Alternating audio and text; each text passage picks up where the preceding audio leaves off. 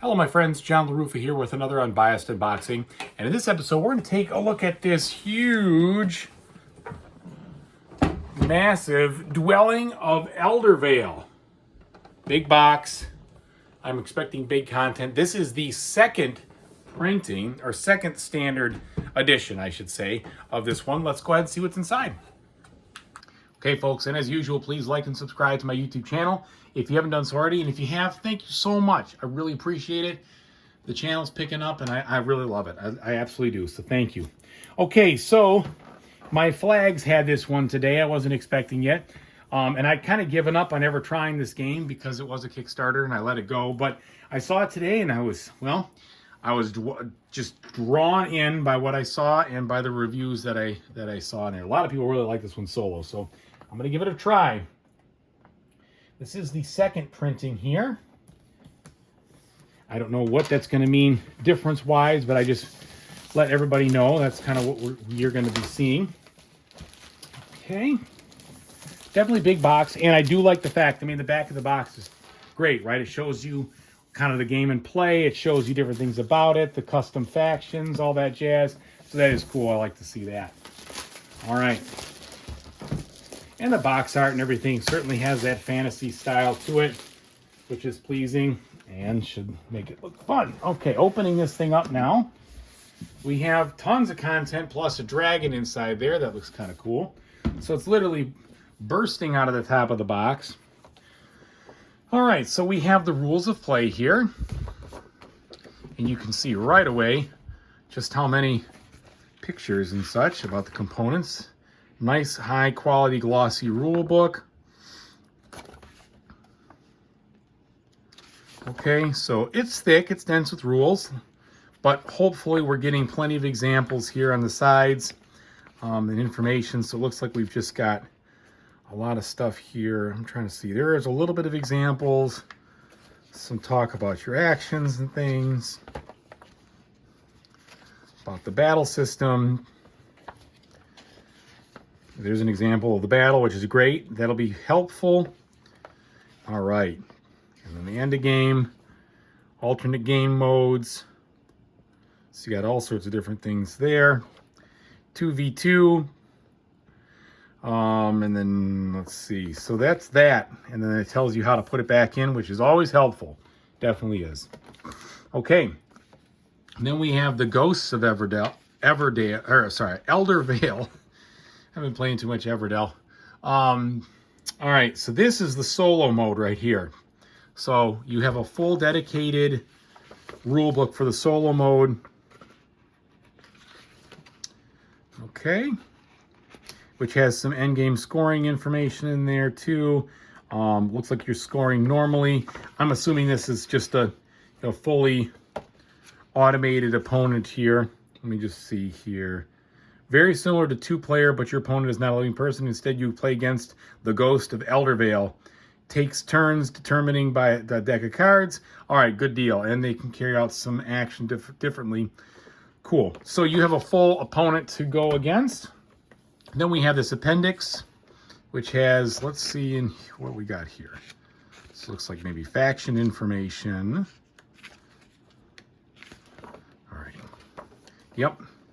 You can definitely tell, I mean, very nicely illustrated, very colorful, and then all the information on your cards. And that's good. I'm glad they put that in here. You know, it's always important.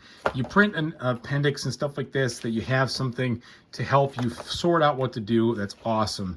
Versus having to just go to Board Game Geek and try to work it out. And then a frequently asked questions. So that's cool. Glad to see it. Okay. We got some player aids here, which is fantastic. I hope they're good ones. I'm going to assume they are. I've had a couple of games recently that have not had player aids, and it's like, come on, guys, what are you doing here? It's very easy to do, and it's so helpful. So yeah, this looks like it's going to give you some information on the turn, the free actions, steps for battle. Okay, so these should be pretty good. Now we have some game trays. So these are always high quality. I appreciate being able to put the components into these. And I did not buy the deluxe components, frankly, because I didn't feel like spending the extra $50 on them. And I'm not one for miniatures it's nothing wrong with miniatures. I just don't really care one way or another. I do like the tokens and such for like the wooden components, but for 50 bucks, I decided, nah, let's just go with the standard game and not get into all the blinging and everything at the moment. But if it had come with it, well, I wouldn't be complaining. All right, let me see if I can pry this open here. I'm not using a blowtorch and a pair of pliers. Okay.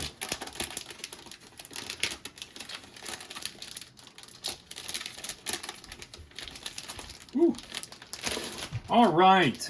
So this is medium thick quality cardboard, which is good. Maybe even medium thick, I should say, like not medium thin, not medium, but medium thick. So I like that. These will be nice and easy to handle. It's got a nice glossy look. The artwork just jumps right out at you, which is cool. All right. So very colorful presentation. Definitely a fantasy style look to it, which is just fine. All right, then we get into this board here. It's definitely tracking of sorts and different elements, I'm sure. Some stickers to put on. And then the Ghost of Eldervale, pardon me. So here's our one-player mat right there. Digging deeper now, we have most likely the 6 out of the 12 player boards here. All right, so these are two-sided, so they're definitely different on this. Well, let's see. So I don't know if they're different. So tunneler, tentacles, yeah. So we have two different sides here, depending on what you're playing. So we got, looks like different abilities and such. So that's 4 of them. Here's another 4. Why was I thinking there's more than that? Maybe they're deeper down. Oh, well, no, that's it. That's 16. So the 4 double-sided. That makes sense. 8 total. Double-sided 16. All right, so you've got a lot of different things to work with here, which is cool. I love asymmetric fun. No doubt about it. All right, so those look pretty interesting. Very nice artwork. Very thick. Some more game trays. So these will be fun to set up and stock. All right, plenty of those for the components, which is great because that'll help the setup and things go really easily. We've got more game trays to hold the different components and such. Then we have a bunch of screen printed meeples, which are really cool. I like the detail on them, and it's always fun to have a little screen print on these things. You got the dragons in the same way. Looks like screen printed meeple knights. Some nice dice with some pearlescent swirls and effects in there. Those are cool. All right, we've got some cylinders. Looks like plastic. They look like tops of houses. Really, because they got little chimneys. I was going to say tents, but they look like tops of houses. And whoops, there's some glass beads. Here we have some wizards of different colors. This guy who looks like he's up to no good. A bunch of standees. This nice dragon-looking meeple right here. Not meeple, pardon me, miniature. And this looks like a golem of sorts. Or golem, pardon me, not golem. Golem of sorts. Okay, then we have yet another insert tray and things go below it. A deck of cards. Let's check out the card quality.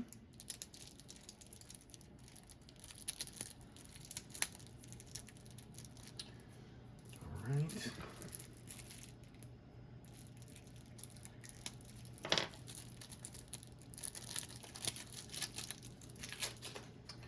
Okay, so they have a texture to them. They're a little bit on the thin side. I would say you're probably okay because they're small. You don't have to sleeve them, but I'm definitely going to be sleeving mine because I always do.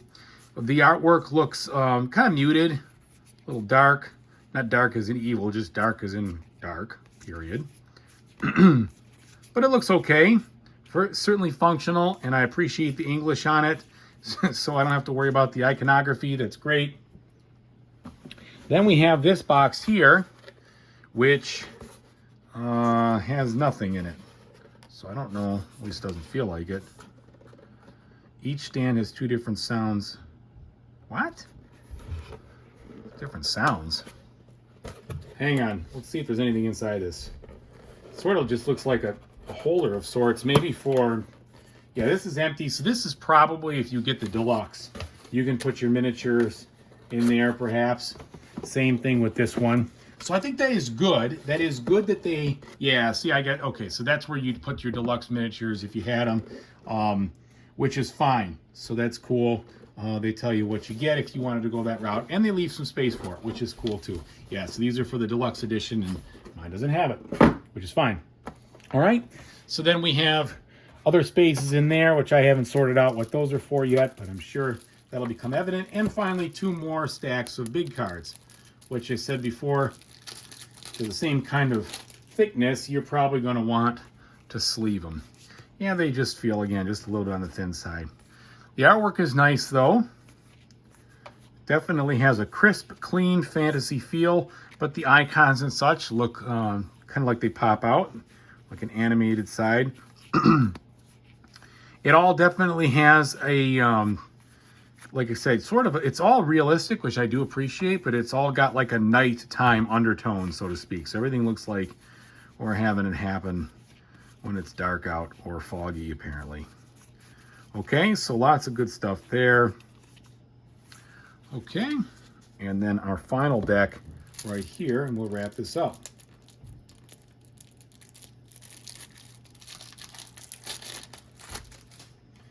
All right, final deck here now of the cards. So we've got different, looks like attacks, I'm guessing, there. So lots of different stuff going on.